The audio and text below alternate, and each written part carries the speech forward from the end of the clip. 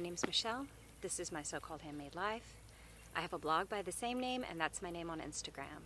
On Ravelry, I am Mamatronic, and there is a My So-Called Handmade Life Ravelry group. You can answer any questions or please comment there in the episode threads, here in YouTube in the comments, or on my blog where I have embedded episodes. So this is a very special My So-Called Handmade Life episode. It's like a very Brady Christmas. You remember when the Bradys went to Hawaii and they found an idol and Peter wore it around his neck and it was taboo, and he kept bad luck would happen to him, and whoever had the idol, evil things would happen. Okay, well, this isn't like that. It's more like when they went to the Grand Canyon and it was all folksy and western and camping, and Alice rides a donkey backward down the Grand Canyon. It's more like that. That was my favorite episode of the Bradys, and I think it was like a continuation episode thing. And by the way, there's a very Brady house makeover thing where they buy the house they used for the outside shots of the Brady home, and Home and Garden Channel bought it, and they're trying to redo the inside to match the Brady set. But the home is not near big enough, and it's not two-story, and they had a two-story home, so they're having to do all these crazy things, and they've got the children from the cast of A Brady Bunch to help them. I don't think they have the cousin Oliver. So I watched 3 episodes of that one day while I was working on something. It just kept going, and I was really actually interested because, the inside of the Brady house was kind of a big deal when you're a kid. But this is a knitting podcast. Why am I talking about that? I was going to do an episode all about sweaters, which I'm still going to do, but this is kind of a little breather in between because I'm camping and I have the campground all to myself. So why not talk to myself and hold lots of wool when it's really hot and sweaty outside? Because there's no one to looky-loo. Although I am seeing people drive up, so I'll probably have to stop soon because I'm going to feel weird. So anyway, I am camping all alone, and you'll see me furtively glancing over my shoulders because I'm a little weirded out about alligators in the spot that I'm camping.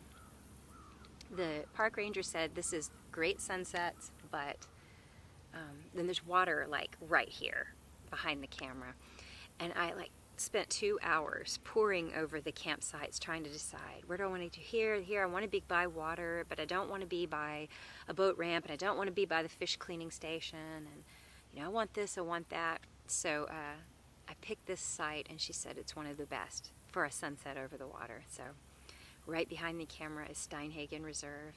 This is Martin Dye's campground.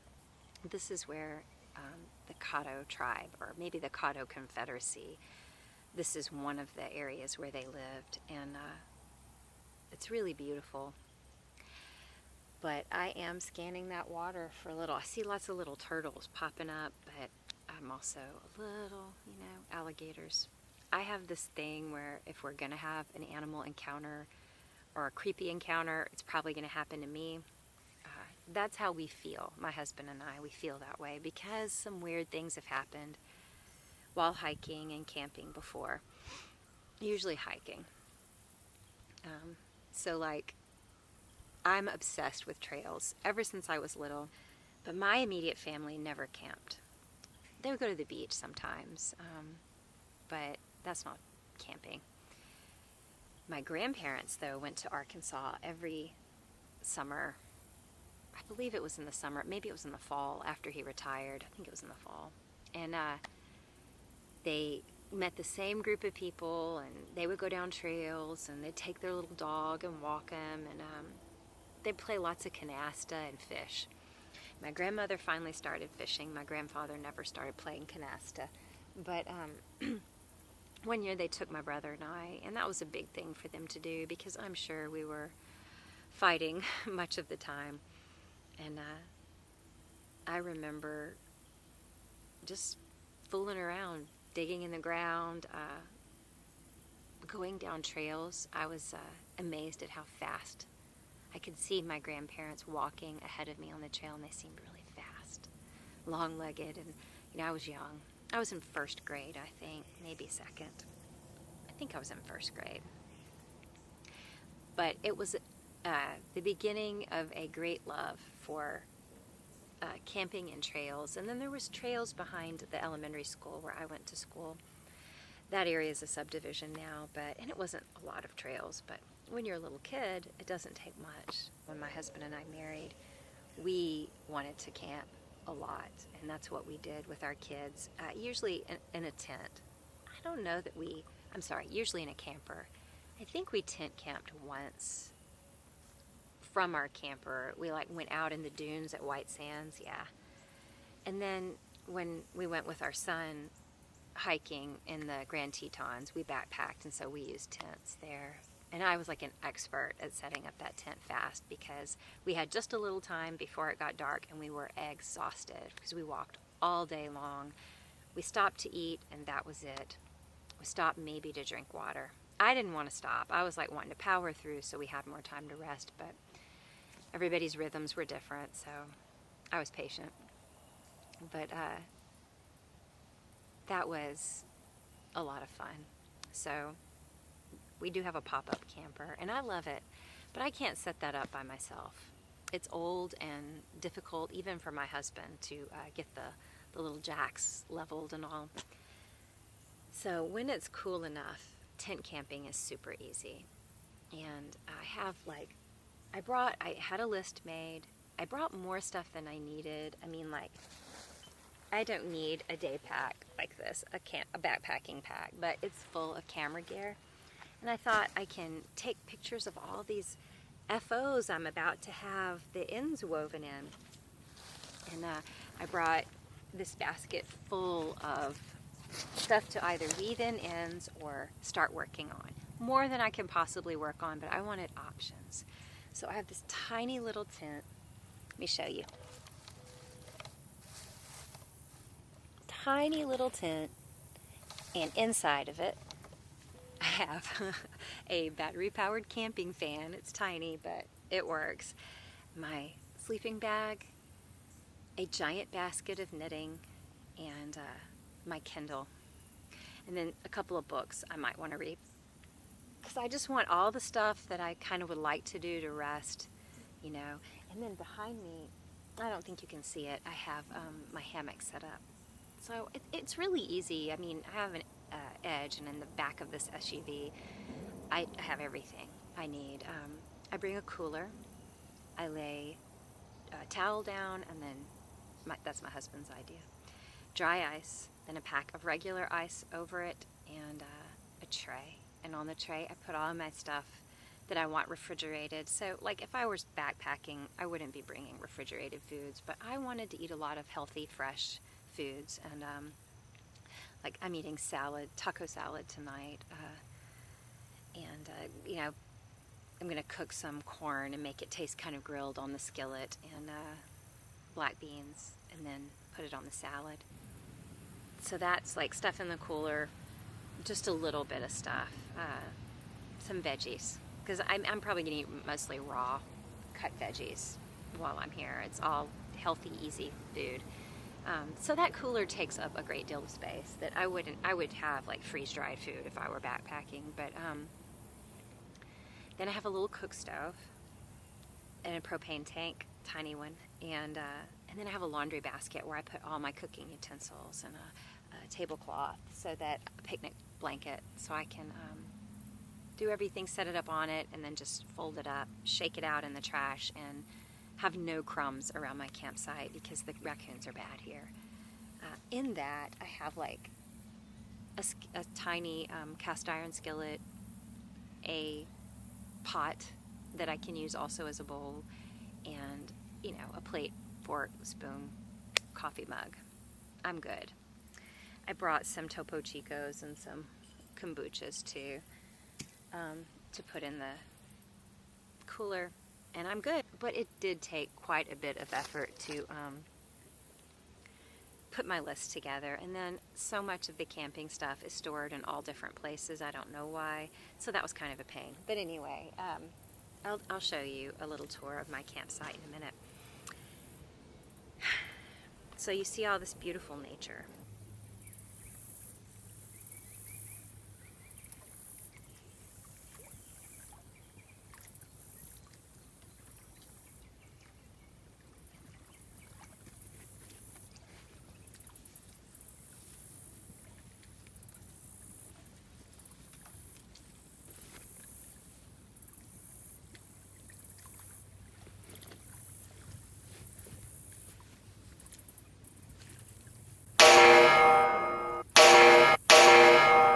And then ends. I have 2 ends to weave in on my color craze, which is finished. And I can't tell if it's, I thought it was supposed to be blocked out like this into a crescent like this, but you know, this kind of pokes up, and I've seen people wearing it the other way, but I would like it to be straight in a crescent. So I think I'm gonna have to do some serious blocking. See this little bluebird? This is from River City Knits, I think. It's a cute little progress keeper. I finished a couple of little ends from the very end of it, and you know, I did exactly the number of rows that the pattern called for, but I just ran short of the red, and so I used my main color, which I wanted to do anyway to finish it up, so it's perfect. I really love the way this looks, and I might try to take some photos of it, but I haven't blocked it, and I think blocking will get the right shape. But while I'm out here, you know, so I don't have to use the garage door in the backyard with the dogs all crazy around me, I might just, do you see me looking over my shoulder? Anyway, this is done. Got to weave in the ends. I'm going to do all these ends while I'm here. Dirty lace. You've seen it already. It's time to do the ends, and I'm going to get, this is blocked, I'm going to get photos while I'm out in the wild. And then I have my socks that Frauke gave me. Each sock has a little end of some sort on it to be woven in. This one has one. And this is Regia Perfect. I forget the name. Oh, Cinnamon was the name of the colorway. It's a self-striping. And what I did, I told you about this a few episodes ago, right when the color changed, whether it was at the beginning of the round or not, I started slipping every other stitch, and I did it for 2 rows to the very beginning of where I started slipping at the new colorway, and then I stop and knit regular. And then I do it with the next colorway. Same. As soon as the, and it doesn't usually start changing color at the exact same place after each stripe, so just wherever it starts, that's where I start slipping. Anyway, I think it's a great detail. These are really comfortable, and they look like they're going to be hard wearing socks. And I did a traditional heel flap, which I think I prefer wearing these kind of socks. I think I prefer it. I think I used the Kia heel flap just because it was handy to remember the numbers. But so I'm going to maybe get some photos of those two. They're very camping. They look very camping friendly, don't they? Not really the heat that I'm feeling right now, but they're very cozy and winter camping looking.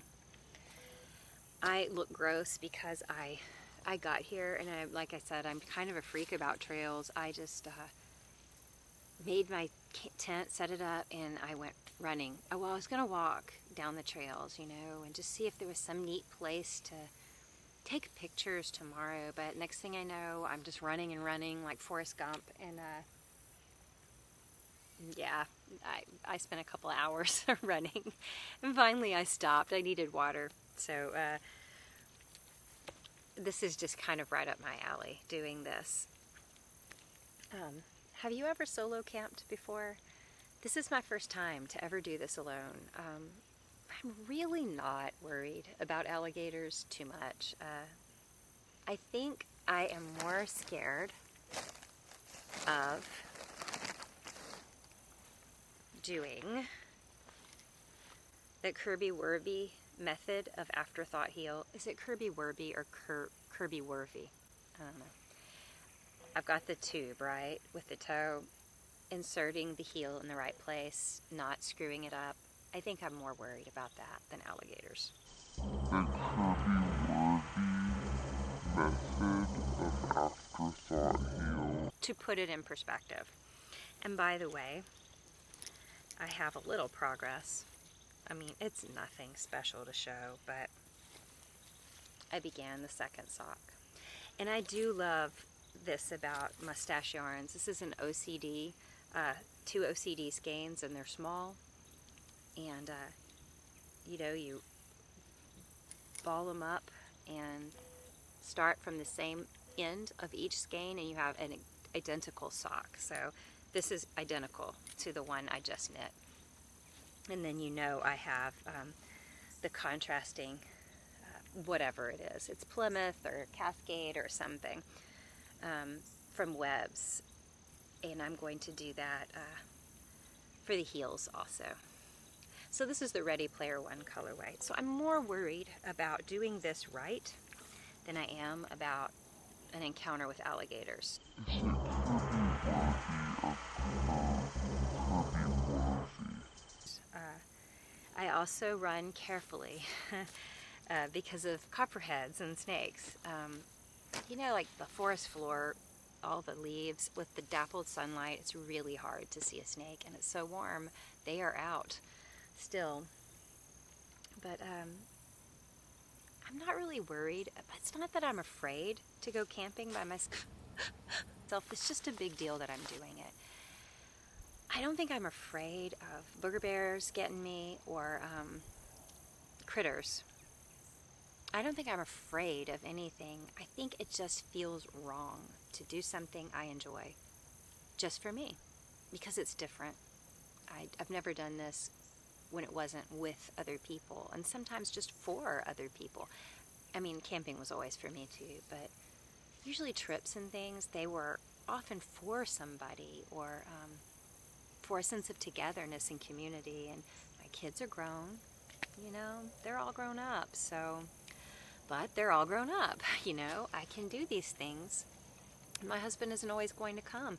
He does things without me too, so it's not wrong. And I don't think that it is, but it's a barrier, and I feel like I need to break it. I also think it's good to feel confident being alone in the woods. And this isn't really rustic camping. I mean, it's a campground, but there's a camp host, and I'll be able to see if people do take the campsites next to me. I mean, I'll be able to see. They'll hear me. You can hear every conversation at these kind of campsites. It's just something good, I think, to do. I think it's going to be good for me and God, because I kind of just wanted time alone with Him. Quiet. Yes, I want to rest. Yes, I want rejuvenation in my brain, but I also want a sense of trust. Because, yeah, I don't have, my children are more and more having their own lives. I mean, my daughter has for some time, but my son particularly now. And I just need to cement that relationship with God and my trust in Him. That's I don't know how to explain it. That's the best that I can do. So that's what I'm here. I'm doing things I enjoy. It's totally relaxing and vacation. But any element of fear, I'm giving to Him. Now, you know, I don't think you're supposed to run out and do anything that's frightening to you. And this, like I said, this isn't really frightening. It's more like it's new to do something alone that I enjoy. Even when I went to Iceland, I went with a friend. So there's a sense of community always about it. Well, this community is just me and God. So it's different, but it's good. The only guilt I feel about doing this is leaving Spot at home because he is really nervous about me going. He got his teeth cleaned, so he was sick from anesthesia. And then he sees me packing, and he's going, oh, oh, like he's going to throw up all evening yesterday. I felt so guilty. My son said he would come over both days that I'm gone the whole day, and he will spend some buddy time with him. So I hope that helps.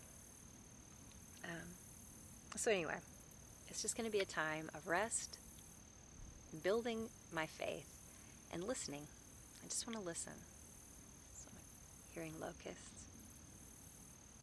I want to hear God too.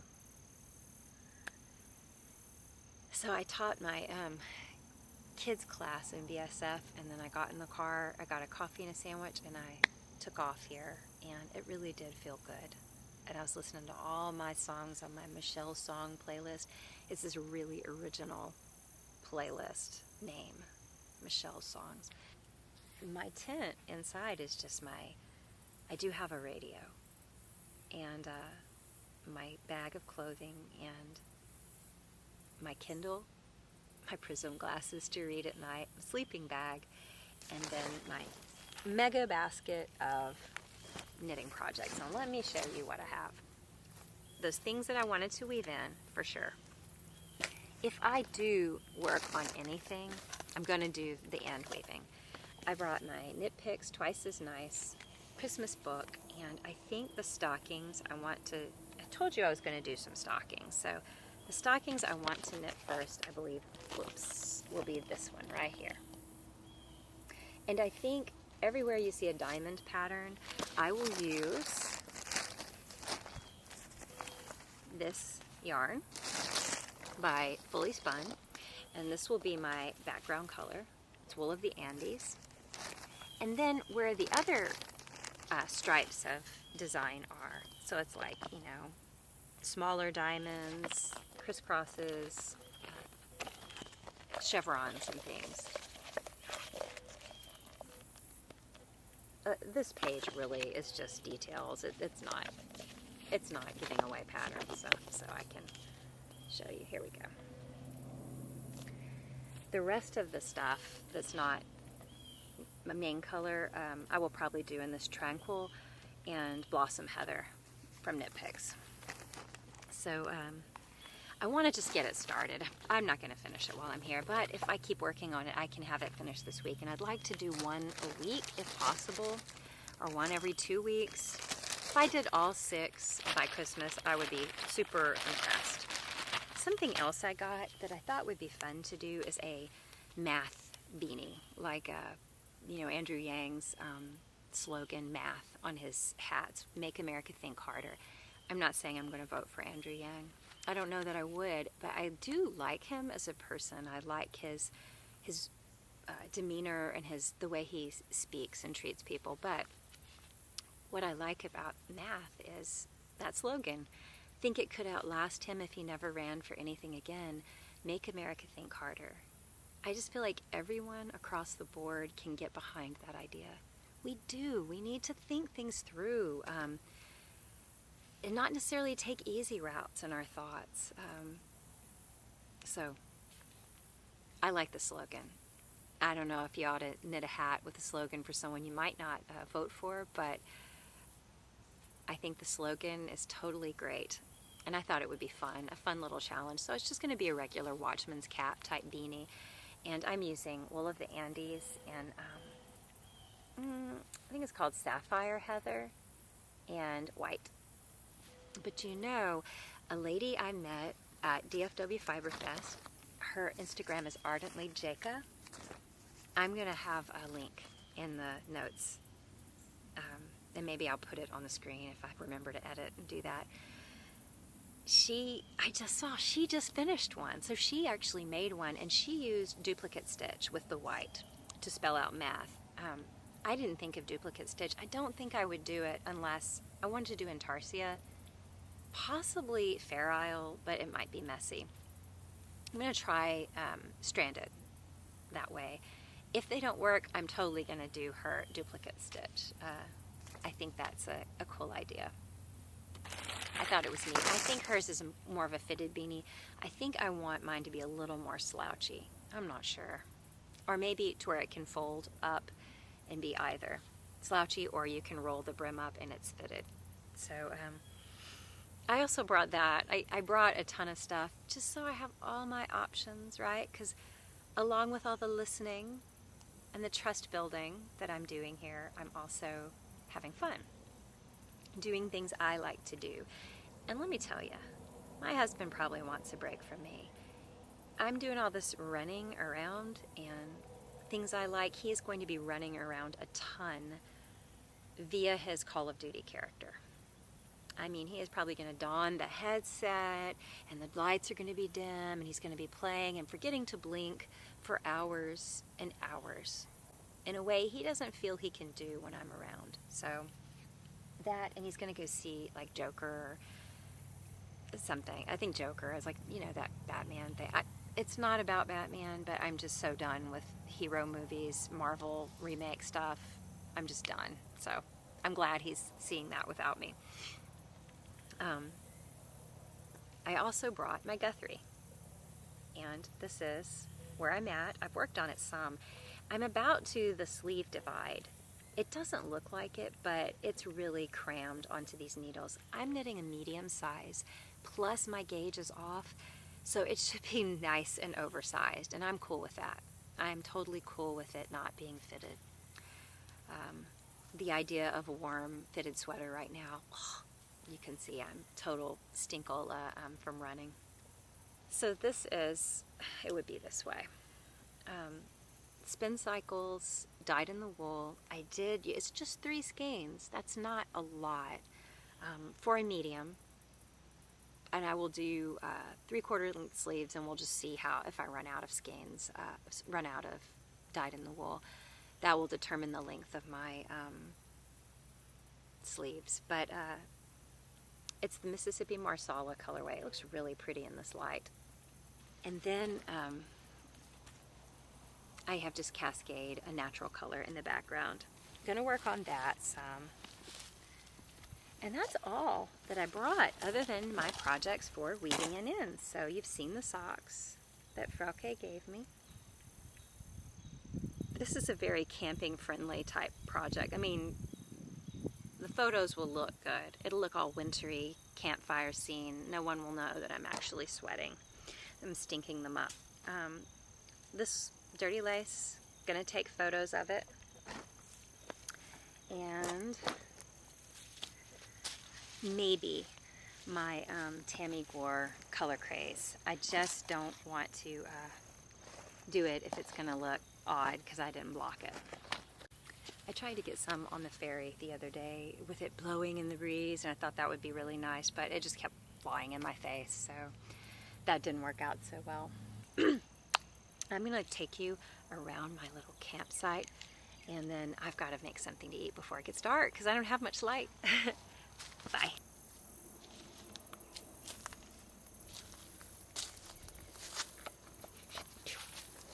Wow, I almost right in that banana spider. Do you see it? Almost walked right into that.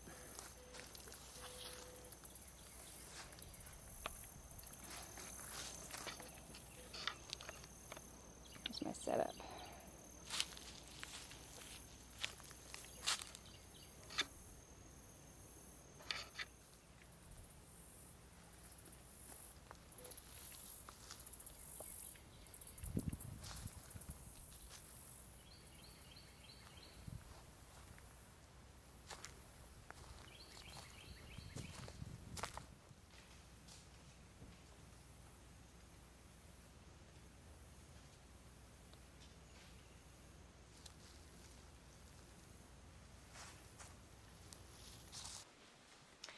Okay, camping trip has come and gone.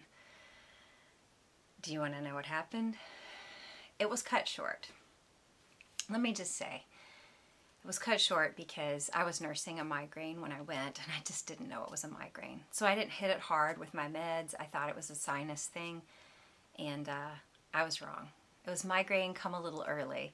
I wasn't expecting it, and it just was full-fledged by the second day. I couldn't handle it in the heat. I had to leave. The relief of sitting in my car after I packed everything up, where it's just a little shaded and there was a little AC, the relief and the headache and nausea was incredible. So it was the right thing to do. But that night, after I filmed that. It was all dark, and it probably wasn't very good. I haven't watched it yet. I ate, made my food, cleaned up, went to the showers, cleaned up, get back in my tent, and I'm all sprayed down with chemicals, but the mosquitoes were still swarming so bad. I just forget the difference it makes that we have, poison sprayed around our neighborhood. I get in my tent, and I'm hearing plunk, plunk, plunk out in the water. It's like fish jumping. I can hear the water lapping up over like fallen tree limbs at the water's edge. That's really soothing sounding. Then I hear this loud thud, and it wasn't a turtle. I don't know what it was, but I had a little ledge, like about, I don't know, probably like this. See? From the water to my campsite, and I think that whatever it was would have to be kind of big, jumping off that or diving off or sliding off. I don't know. My mind started working. So I started Googling camping alone, alligator safety. I'm not finding much information. Most of it's talking about fishing and when you're swimming in the water. Maybe it's stupid to be camped so close to it by yourself like I was, but people always say, they're croc hunter wannabes. They say, you leave an alligator alone, it'll leave you alone. And just don't camp near the water with dogs and children. Well, I don't know that comforts me so much. And when I'm in a tent, it doesn't know what's in the tent. Maybe that would protect me. I don't know. But I kept reading horror stories, and they were all like from Florida. But still, I decided, they leap out of the water at people. No thanks. I called my husband. He's in a movie with my son, and I'm interrupting. I'm like, okay, just tell me real quick, what would you do? He's like, I would get in the car. Call my sister. What do you think? And she's like, well, what did he say? I said, he told me he would get in the car. She goes, oh, then you need to get in the car. Because he, doesn't think, bad things can happen to him. So I did. I got in the car.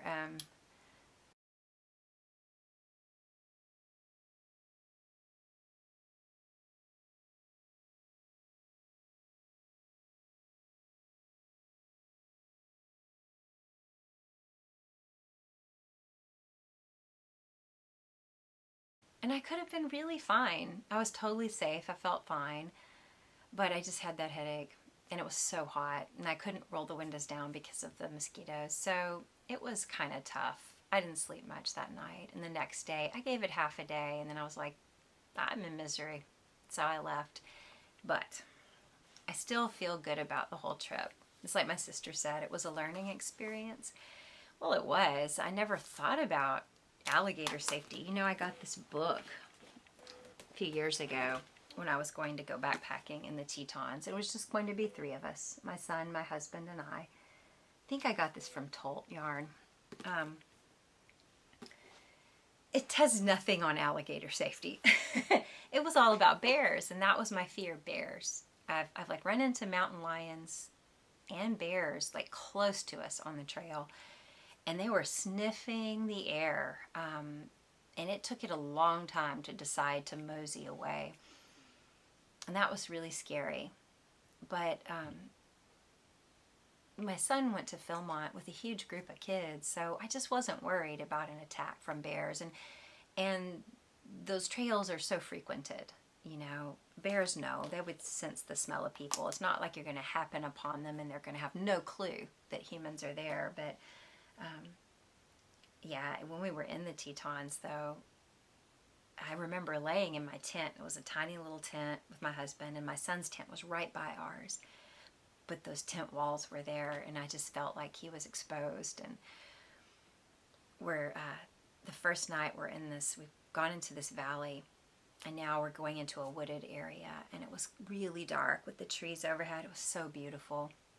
High grass, wildflowers everywhere, but super remote. There was no one around us for miles, and we heard this snorting type sound, and we didn't know what it was, but my son goes, Mama, did you hear that? My husband's totally asleep. I'm like, yeah. What is it? I said, I don't know. It's big. Because we could hear it moving. It was heavy steps, and rustling right outside his tent is what it sounded like. I was really scared, and I said, I'm going to turn the light on.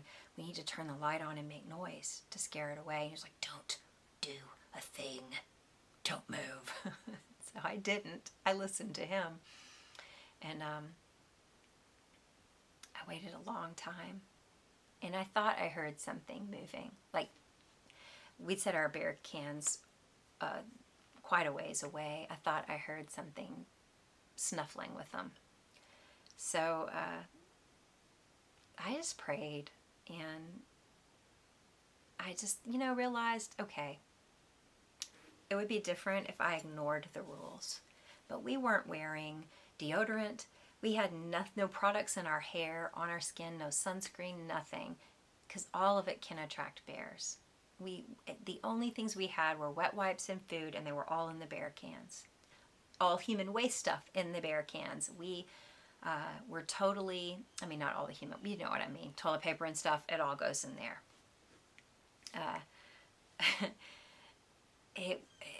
I was, doing everything I could to be responsible. And so there's that question of faith versus responsibility. I'm supposed to be responsible. I'm supposed to be thoughtful of the people around me and to care. And if I have a sense in my heart that something's not good or not right for me, I don't think I should do it. That's my warning. But I didn't feel that way about that camping trip with my son and my husband, just like I didn't about this little solo nothing trip by myself. And so I prayed, and then I was like, if it's my time, it's my time. I'm never going to be able to stop it. But if it's not my time, then it's not going to happen. I don't think he's going to let that happen to us. And I went right to sleep, and I slept good. But the next day we saw big hoof prints. So we think it was this buck that we saw in that valley, or a big deer. But I thought about that when I was deciding whether I should get in the car or not. And I was like, this is a no-brainer. I have a car right here. So I got in it. And since I've heard enough stories from people online or different friends that asked me how it went, I'm glad I got in the car. So anyway, like my sister said, it was a learning experience. I learned that I can do things like that for myself. I don't have to be hesitant to do, if it seems okay, like the right time to do something. I can do something when it doesn't benefit anyone but me. That's okay. I can do that. And I wasn't afraid to be a woman alone there. But there may be other places that I would be nervous as a woman to be by myself. And I'm not saying I'm supposed to go anywhere and test that, but if there's things I want to do and it's just a silly fear that's keeping me from it, then I do want to work on that. But I'm not really sure that I have that concern. I definitely do about like leaving your responsibilities at home for a night or two to go camping, which is kind of silly. Everybody was taken care of. Everybody had food. Everybody had what they needed. So I just kind of needed to break through that. And I did. The other thing I learned is that I do need to outfit my car to be a camper. So like I had some stuff I saw online where people fold down the front seats, and in mine, the back seats, when you fold the seat down, it doesn't go all the way down. So it's not level. So I would build a platform that would go up over that all the way to the where the trunk opens, and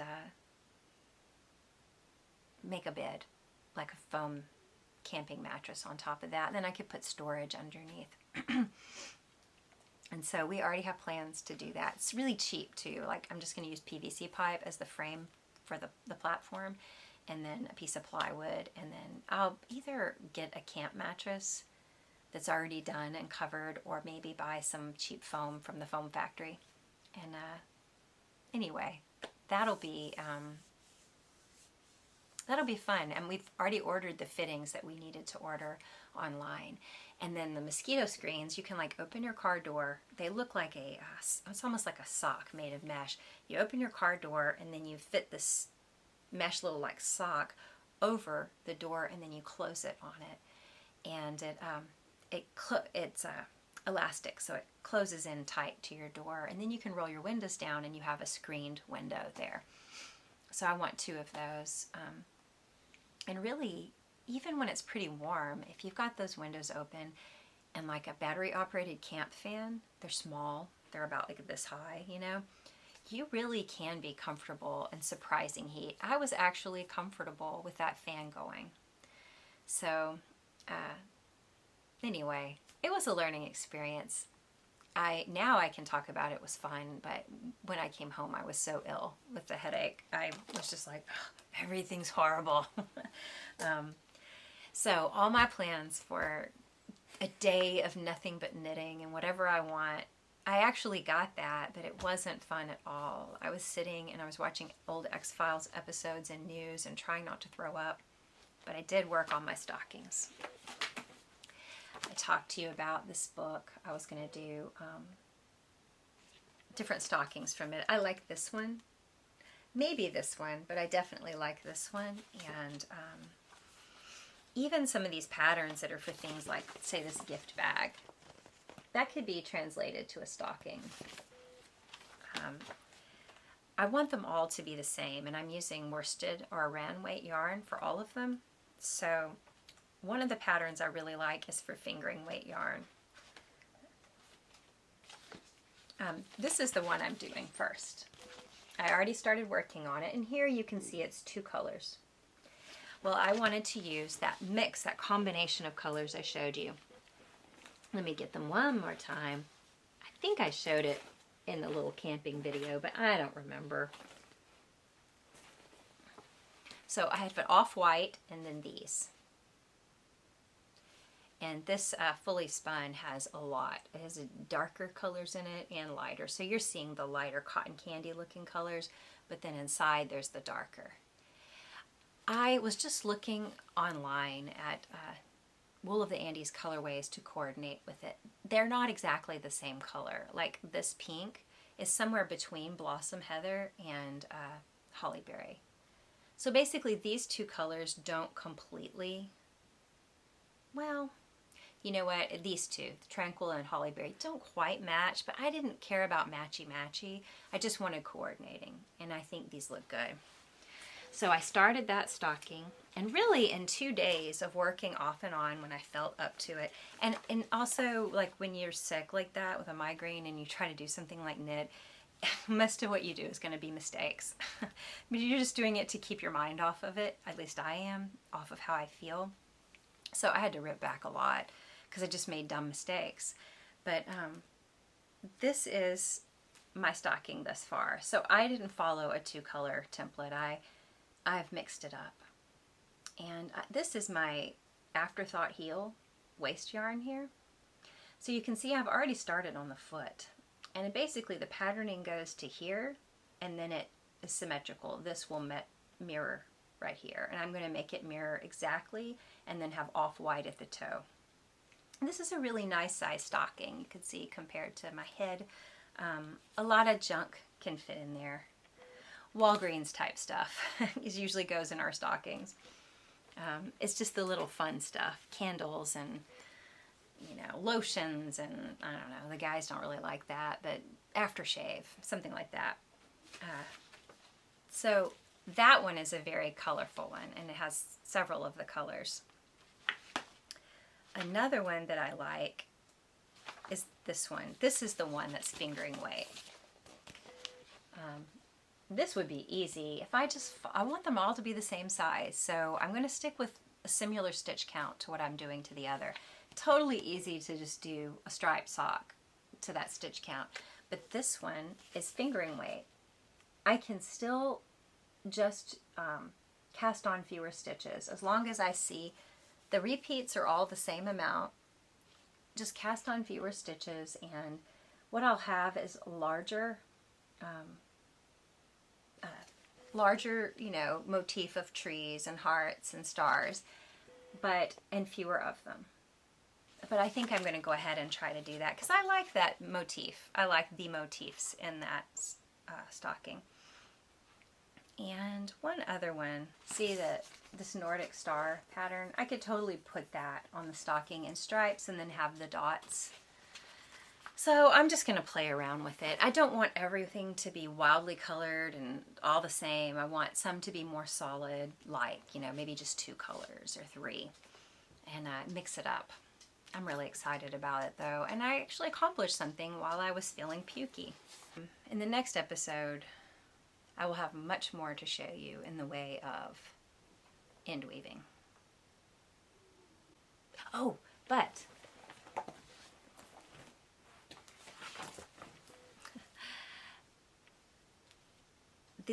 I still have to do these. I just passed these ends. This is all I have. I've woven in all my ends as I went on this beauty.